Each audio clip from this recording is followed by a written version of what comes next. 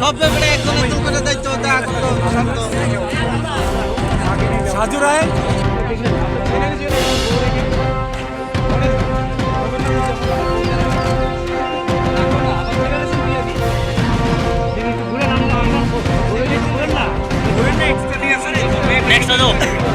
Next ano किसका किसका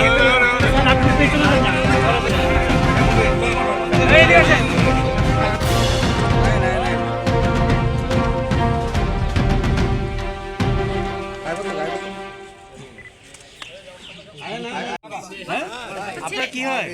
চিনতে পারছেন? ঠিক আছে যান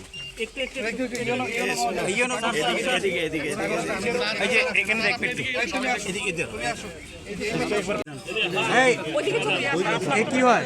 ভাই ভাই আরে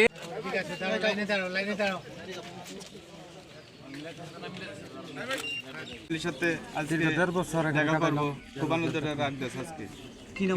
সামান্য মোহাম্মদ রিয়াদ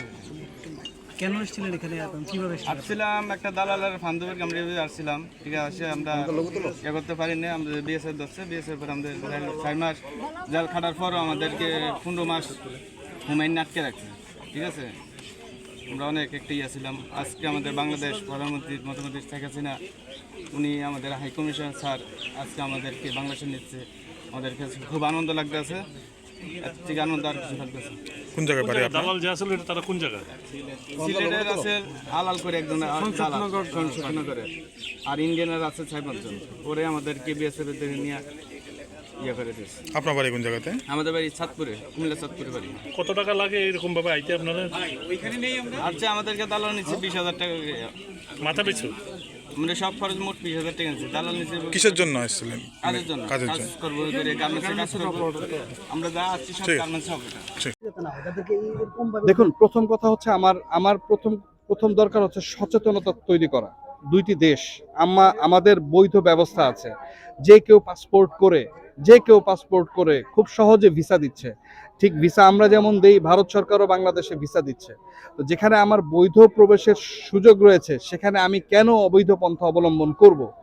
আর যারাই অবৈধ পন্থা অবলম্বন করছে আমরা পত্রপত্রিকার মাধ্যমে দেখছি যে তারা হয় পাচারের শিকার নারী বা শিশু পাচারের শিকার অথবা তারা ড্রাগ সহ বিভিন্ন অবৈধ পণ্যের চোরাচালান এর সঙ্গে যারা জড়িত এই মানুষগুলো তো এইটা তো কোনোভাবেই কাম্য নয় আমাদের মধ্যে এই সচেতনতা থাকতে হবে আমরা সবাই জানি বর্ডার অঞ্চলগুলো আপনাদের সাংবাদিক ভাইরা আপনারা সবাই জানেন যে বর্ডার অঞ্চলগুলো কিছু কিছু জায়গায় অরক্ষিত এটা ঠিক আমাদের বিজিবি বাংলাদেশ অংশের বিজিবি এবং বিএসএফ এর যথাসম্ভব তৎপরতা এবং সুদৃষ্টি থাকা সত্ত্বেও যেহেতু এত বড় একটা সীমানা এবং অনেকগুলো অংশে এখনো কাঁটাতার নেই তো এই জন্য এইটার সুযোগ আসলে দুষ্কৃতিকারীরা এই সুযোগগুলো নিচ্ছে তো এই ব্যাপারে স্থানীয় জনগণকে সচেতন হওয়া যারা এই কাজ করছে তাদেরকে কোনোভাবে প্রশ্রয় না দেয়া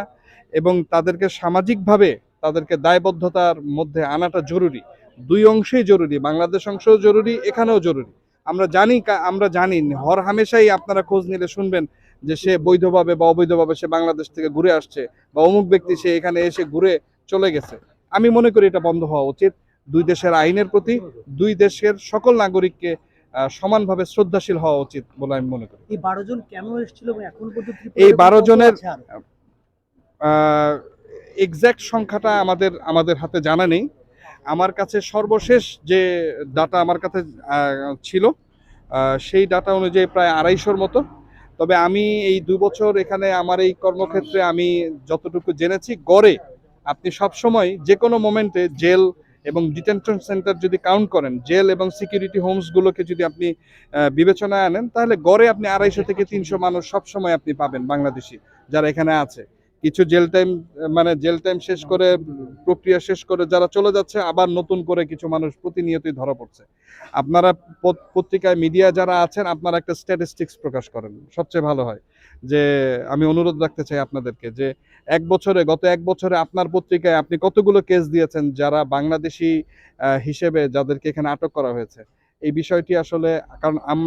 আমরা জানি হচ্ছে সবার পরে এই জন্য আমরা বলতে পারি না আমরা জানি যখন ইন্টারনাল ভারত পক্ষের পক্ষ থেকে যখন যাবতীয় প্রক্রিয়া সম্পন্ন হয় তারপরে গিয়ে আমাদেরকে অবহিত করা হয়, তারপরে গিয়ে আমরা ভেরিফিকেশনের জন্য যাই। সুতরাং আমাদের পক্ষে এক্সাক্ট ডাটা দিয়ে এটা সম্ভব নয়। এটা রাজ্যের অন্য যারা সংস্থা আছেন তারা এটা ভালো বলতে এই পারবে। 12 জন কেন এসেছিল? এই 12 জনের একজন মেয়ের কথা তো বললাম, মাইনর মেয়ে, আর বাকি 11 জনই তারা এখানে কাজের সন্ধানে এসেছিলেন পরবর্তী, এবং তারা অবৈধভাবে এসেছিলেন। তো আমরাও চাই যে এই বিষয়গুলোর সামাজিক সচেতনতা সৃষ্টি হোক। আমরাও চাই যে তাদেরকে তাদেরকে আমরা সে যেন তাদের বাড়িতে বা তাদের যে সমাজ আছে তারা যে যেখানে থাকে সেই জায়গার কর্তৃপক্ষকে আমরা বিষয়গুলো অবহিত করতে চাই, যে কেউ যেন এইরকম দুঃসাহস না করে যে অবৈধভাবে এখানে আসবে, অনুপ্রবেশ করবে, এটা যেন না করে। তো এটা একটা জরুরি বিষয়, দুই পক্ষের জনগণের মধ্যেই সচেতনতা থাকা জরুরি। হ্যাঁ, বলো তো।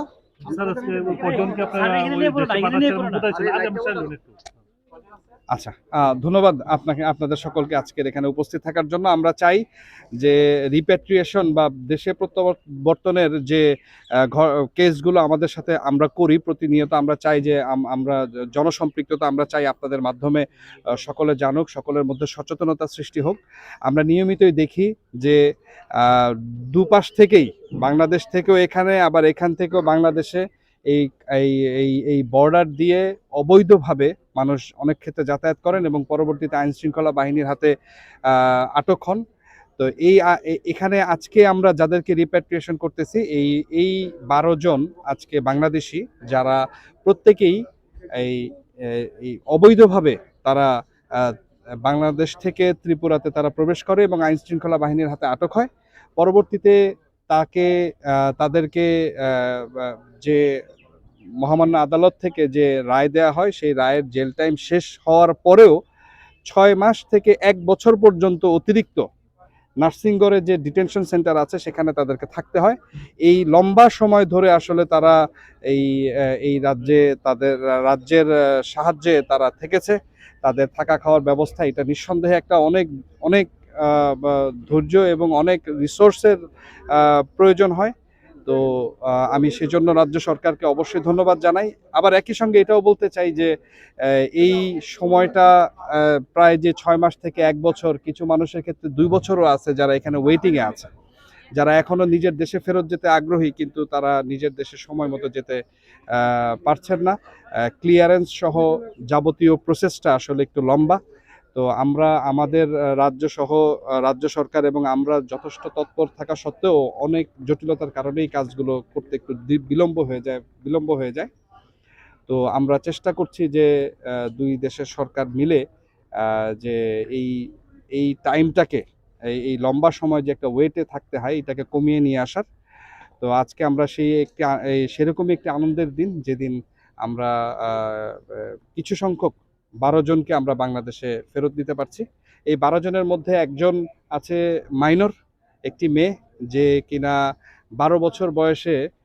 এখানকারই একটি পরিবার তাদেরই বাংলাদেশেরই আত্মীয়র পরিবার থেকে একটি মেয়েকে এখানে নিয়ে আসে এবং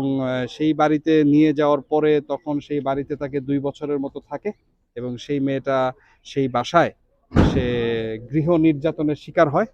এবং 2 বছর গৃহ নির্যাতনের পরে সে আসলে ওই বাড়ি থেকে পালিয়ে যায় এবং আইনের আশ্রয়